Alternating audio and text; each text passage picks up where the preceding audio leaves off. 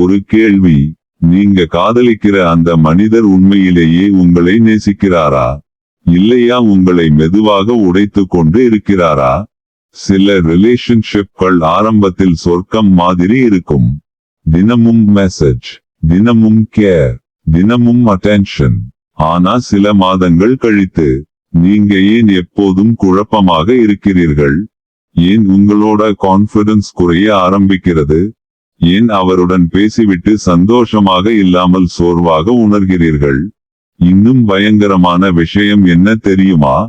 பலர் டாக்ஸிக் ரிலேஷன்ஷிப்ல இருக்கிறாங்கன்னு தெரிந்தும் அதை ரிலேஷன்ஷிப் ப்ராப்ளம் நினைக்க மாட்டாங்க. அதை காதல் என்று தவறாக நம்புவாங்க. இப்போ நான் சொல்ல போகும் சில விஷயங்கள் உங்களுக்கு கொஞ்சம் அன்கம்ஃபர்டபிள் ஆயிருக்கலாம். ஏன்னா இந்த வீடியோவின் போது திடீரென்று உங்க ரிலேஷன்ஷிப் நினைவுக்கு வரலாம். சில முகங்கள் ஞாபகம் வரலாம். சில கன்வர்சேஷன்ஸ் மனசுக்குள் ரீப்ளே ஆகலாம். அப்படி நடந்தால் ஆச்சரியப்பட வேண்டாம். ஏன்னா சைக்காலஜி சொல்லும் ஒரு உண்மை இருக்கு. நம்மை காயப்படுத்தும் மனிதர்களை கூட நம்ம மூளை சில நேரங்களில் பாதுகாக்க முயற்சி செய்யும். உங்களுக்கு இது போல நடந்திருக்கா? ஒருவரால் காயப்பட்ட பிறகும் அவர் அப்படி நினைத்து செய்யவில்லை என்று அவருக்காக எக்ஸ்கியூஸ் கொடுத்திருக்கீங்களா? அப்படியென்றால் இந்த வீடியோ உங்களுக்காகத்தான். உங்களுடைய அனுபவங்கள் உண்மையானவை. உங்கள் உணர்வுகள் முக்கியமானவை. நீங்கள் மட்டும் இதை அனுபவிக்கவில்லை. ஆயிரக்கணக்கான மக்கள் இதே கன்ஃபியூஷன் அனுபவிக்கிறார்கள். அதனால் தான் இன்று ரிலேஷன்ஷிப் இல் இருக்கும் மிகப்பெரிய ரெட் பிளாக்ஸ் பற்றி பேச போகிறோம். ஆனா கவனமாக இருங்க. வீடியோவின் இறுதியில் நான் சொல்ல போகும் கடைசி ரெட் பிளாக் தான் பெரும்பாலான ரிலேஷன்ஷிப்ஸ் அமைதியாக அழிக்கும் காரணம். அதை நிறைய பேர் கவனிக்கவே மாட்டாங்க. அதனால் கடைசி வரை கண்டிப்பாக பாருங்க. இந்த மாதிரி சைக்காலஜி இன்சைட்ஸ் மற்றும் ஹியூமன் பிஹேவியர் சீக்ரெட்ஸ் பற்றி தெரிந்து கொள்ள சப்ஸ்கிரைப் பண்ணிக்கொள்ளுங்கள். இப்போ ஆரம்பிக்கலாம். முதல் ரெட் பிளாக், உங்களை எப்போதும் குற்றவாளி போல உணர வைப்பது. சண்டை யார் ஆரம்பித்தாலும் கடைசியில் மன்னிப்பு கேட்பது நீங்களாகவே இருக்கிறதா? அவர் தவறு செய்திருந்தாலும் எப்படியோ கான்வர்சேஷன் முடிவில் நீங்கள் தான் கில்ட்டி ஃபீல் பண்ணுகிறீர்களா? இதுதான் எமோஷனல் மேனிபுலேஷன் ஆரம்பம். சைக்காலஜி ஸ்டடீஸ் சஜெஸ்ட் தொடர்ந்து ஒருவரை கில்ட் இல் வைத்திருப்பது அவர்களின் செல்ஃப் வொர்த் குறைக்கும். உதாரணத்திற்கு, அவர் உங்கள் பர்த்டே மறந்துவிட்டார். நீங்கள் வருத்தப்படுகிறீர்கள். ஆனா அவர் சொல்வார், நான் இவ்வளவு ஸ்ட்ரெஸ்ல இருக்கேன். இது கூட புரியலையா? இப்போ என்ன நடக்கிறது? தவறு அவருடையது. ஆனா கில்ட்டி ஃபீல் பண்ணுவது நீங்கள். இது சாதாரணம் இல்லை. இது ரெட் பிளாக். ஆனா இதை விட டேஞ்சரஸ் ஆன ஒரு விஷயம் அடுத்ததாக இருக்கு. இரண்டாவது ரெட் பிளாக், உங்களை மாற்ற முயற்சிப்பது. ஒரு ரிலேஷன்ஷிப் உங்களை வளர்க்கலாம். ஆனா உங்களை வேறு மனிதராக மாற்ற முயற்சிக்க கூடாது.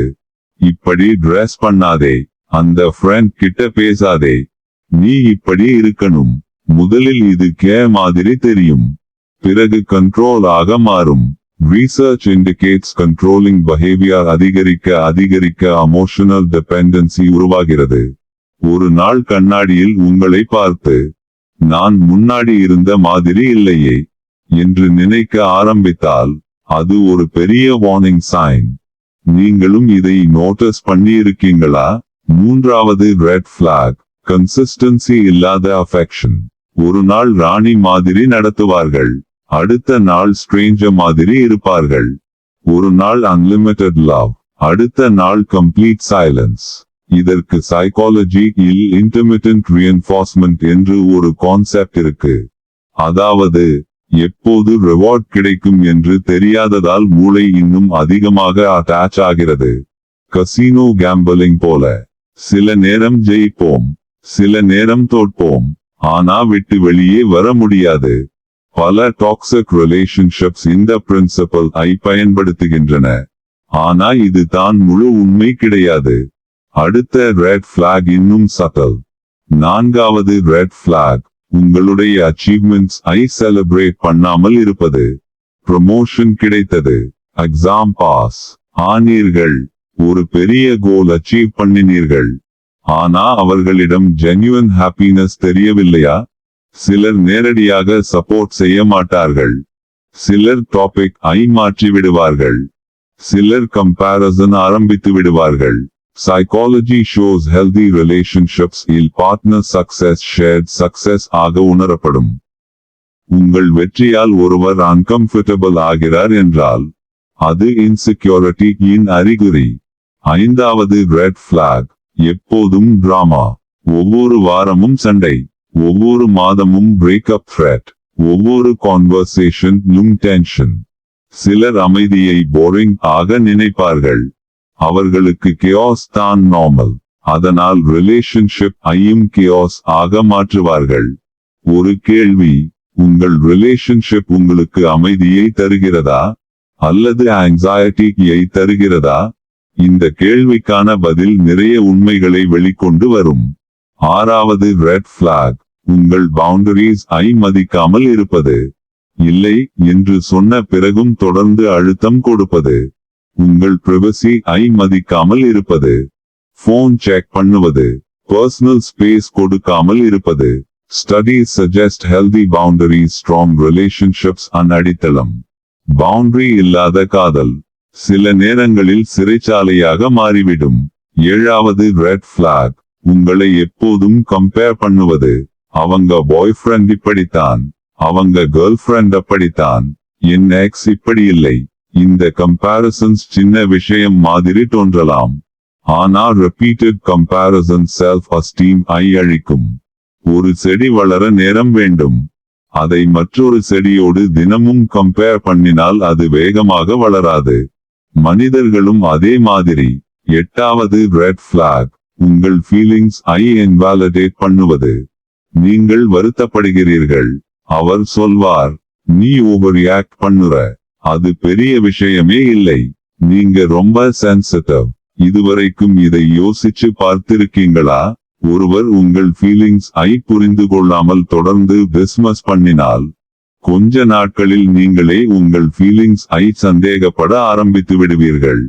அதுதான் டேஞ்சர். 9வது ரெட் பிளாக், அவர்கள் எப்போதும் விக்டிம். உலகமே அவர்களுக்கு எதிராக இருக்கிறது. எல்லா பிரச்சனைகளுக்கும் வேறு யாரோ காரணம். எக்ஸ் காரணம், ஃப்ரெண்ட்ஸ் காரணம், ஃபேமிலி காரணம், பாஸ் காரணம். ஆனா அவர்கள் மட்டும் இன்னோசன்ட். Psychology shows accountability இல்லாதவர்கள் ரிலேஷன்ஷிப் growth-க்கு பெரிய ஆப்ஸ்டிக்கல். தவறை ஒப்புக்கொள்ளாத மனிதர் மாற்றமும் அடைய மாட்டார். 10வது ரெட் பிளாக், உங்களை தனிமைப்படுத்துவது. முதலில் நான் உன்னை மிஸ் பண்ணுறேன், பிறகு அவங்களோட அதிகமா பேசாதே, அதற்கு பிறகு உனக்கு நான் மட்டும் போதும். இது காதல் இல்லை, இது கண்ட்ரோல். ஹெல்தி ரிலேஷன்ஷிப் உங்கள் உலகத்தை பெரிதாக்கும். டாக்ஸிக் ரிலேஷன்ஷிப் உங்கள் உலகத்தை சுருக்கிவிடும். ஆனா இன்னும் டேஞ்சரஸ் ஆன காரணம் ஒன்று இருக்கு.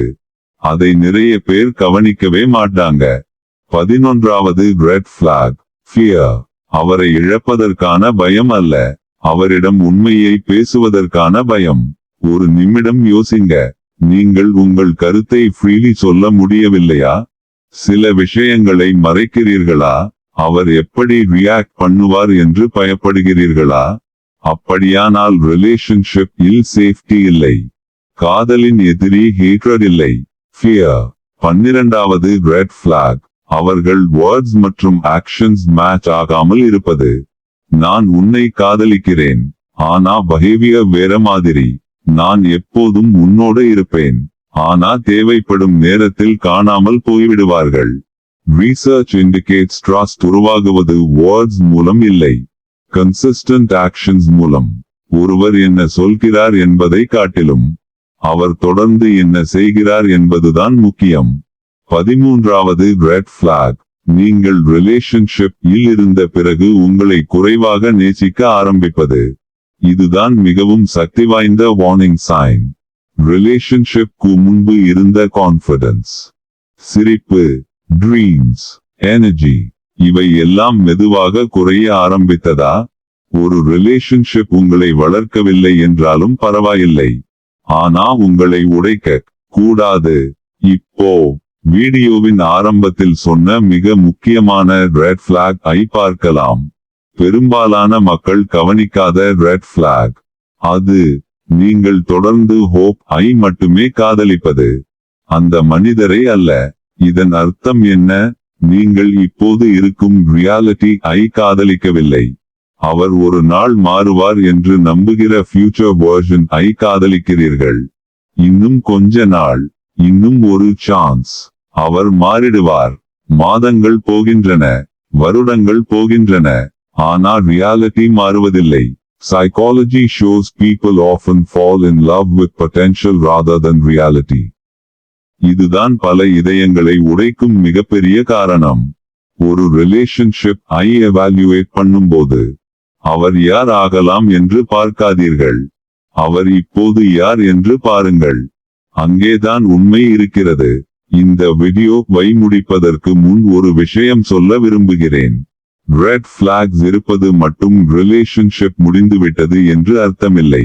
மனிதர்கள் பெர்ஃபெக்ட் இல்லை. நாம் எல்லாரும் தவறுகள் செய்கிறோம். ஆனா அவேர்னஸ் மிகவும் முக்கியம். ஏன்னா நீங்கள் பார்க்க மறுக்கும் உண்மையை மாற்ற முடியாது. ஒரு நல்ல ரிலேஷன்ஷிப் உங்களை சோர்வடைய வைக்காது. உங்களை சந்தேகப்பட வைக்காது. உங்கள் மதிப்பை குறைக்காது. அது உங்களை பாதுகாப்பாக உணர வைக்கும். கேட்கப்பட்டதாக உணர வைக்கும். மதிக்கப்பட்டதாக உணர வைக்கும். முக்கியமாக நீங்கள் நீங்களாக இருக்க அனுமதிக்கும். இன்று இந்த வீடியோவில் சொன்ன எந்த ரெட் பிளாக் உங்களுக்கு அதிகமாக ரிலேட் ஆனது? உங்கள் அனுபவத்தை காமெண்ட் இல் சொல்லுங்கள். இந்த வீடியோ பயனுள்ளதாக இருந்தால் லைக் பண்ணுங்கள். இதே மாதிரி சைக்காலஜி, ஹியூமன் பிஹேவியர், ரிலேஷன்ஷிப்ஸ் மற்றும் வாழ்க்கையை மாற்றக்கூடிய இன்சைட்ஸ் பற்றி தெரிந்து கொள்ள சப்ஸ்கிரைப் பண்ணிக்கொள்ளுங்கள். நினைவில் வைத்துக் கொள்ளுங்கள், சில நேரங்களில் காதல் என்பதன் அர்த்தம் ஒருவரை பிடித்துக் கொள்வது அல்ல. உங்களை மதிக்காத இடத்திலிருந்து வெளியேற தைரியம் பெறுவதுதான். அடுத்த வீடியோவில் சந்திப்போம். நன்றி. சிவப்பு நிற இதயம்.